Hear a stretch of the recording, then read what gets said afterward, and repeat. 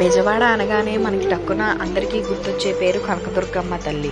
ఇక్కడ ఇంద్రకీలాద్రిపై వెలిసిన అమ్మవారు కోరిన కోరికలు తీర్చే కల్పవల్లి. అందుకే ఇక్కడికి వచ్చే భక్తుల సంఖ్య నిత్యం రద్దీగానే ఉంటుంది.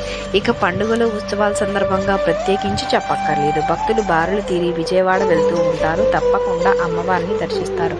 అంతటి మహిమ గల ఆలయం ఇది. ఇక ఈ కనకదుర్గమ్మ ఆలయంలో శాకంబరీదేవి ఉత్సవాలు అనేవి ప్రారంభమయ్యాయండి.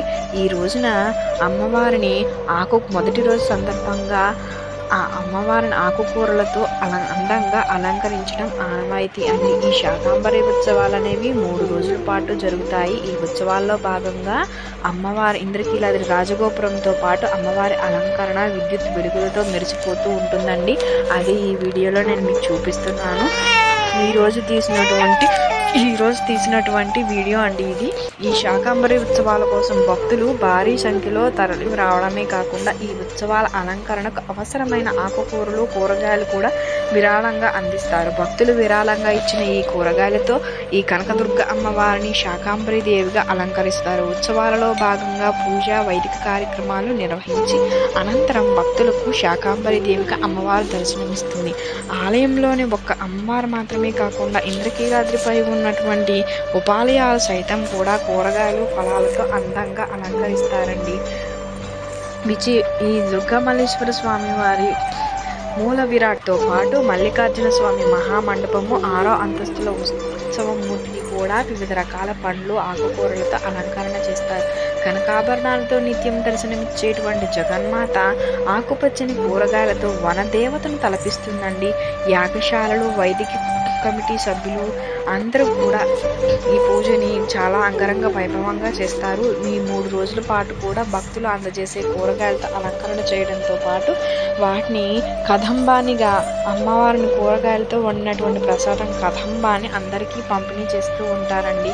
అయితే ఈరోజు నేను ఆ అమ్మవారి శాకంబరి ఉత్సవాలలో అసలు శాకంబరీదేవి ప్రాశస్త్యం ఏమిటి అంటే, మన సంస్కృతిలో శక్తి ఆరాధనకు విశేషమైన ప్రాధాన్యం ఉంది. అందులోనూ పరబ్రహ్మని స్త్రీగాను అమ్మగా కొలిచే ఏకైక సంస్కృతి మన హిందూ సంస్కృతి మాత్రమే. అటువంటి మహాశక్తి ఆషాఢ మాసంలో శాకంబరీదేవిగా అలంకరిస్తారండి. శాకంబరీదేవి గురించి శ్రీదేవి భాగవతంలో ప్రస్తావించబడింది. శాకంబరీదేవి ఉత్సవం సందర్భంగా అమ్మవారిని వివిధ రకాల కూరగాయలు, ఆకుకూరలతో, పండ్లతో అందంగా అలంకరిస్తారండి. ఇందుకు సంబంధించిన పురాణ గాథ తెలుసుకుందాం.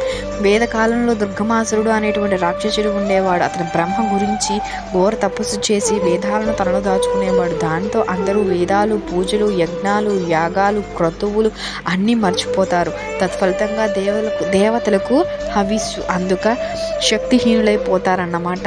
నదీ నదాలు ఎండిపోయి వర్షాలు లేక వృక్ష జాతి నశిస్తుంది. లోకమంతా ఆకలితో అలమటిస్తుంది. ఋషులు, దేవతలు సర్వశక్తి స్వరూపిణి అయిన పార్వతీదేవిని ప్రార్థించారు. అప్పుడు ఆ దేవి కరుణతో శతాక్షిగా అనేకమైన కన్నులతో భూమి మీదకు వస్తుంది. బీటలు వారిన భూమిని, కరువు కోటకాలను, లోకంలో ఉన్న దుస్థితిని చూసి అమ్మవారు కన్నులోంచి నీరు రాగా ఆ నీరు ఏరులై, వాగులై, నదులన్నీ నిండి లోకం అంతా ప్రవహిస్తుంది. అంతే భూములుగా సాగు చేసి పండించడానికి కొంచెం వ్యవధి పడుతుంది. ప్రజల ఆకలి వెంటనే తీర్చడానికి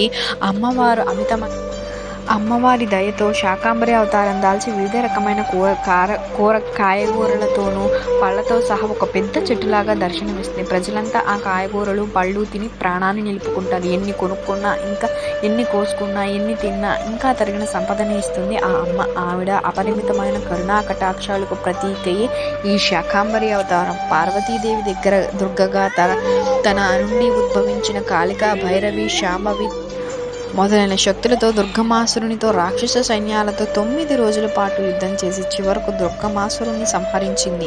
అందరూ భక్తితో ఓం దుర్గాయే నమః అని చెప్పి ఆ అమ్మవారిని వ్రాసి అమ్మవారి అనుగ్రహం పొందుదామండి. ఎంతో ఆర్తితో స్మరిస్తే అమ్మ మనల్ని అంత త్వరగా అనుగ్రహిస్తుంది. ఆ జగన్మాత కటాక్షాలు మనందరికీ కలగాలని కోరుకుంటున్నాం. ఓం దుర్గాయే నమః. మీకు కనుక ఈ వీడియో నచ్చినట్లయితే లైక్ చేయండి, షేర్ చేయండి, సబ్స్క్రైబ్ చేయడం మర్చిపోకుండా. కొత్తగా వాచ్ చేస్తున్నట్లయితే thank you for watching. Thank you so much.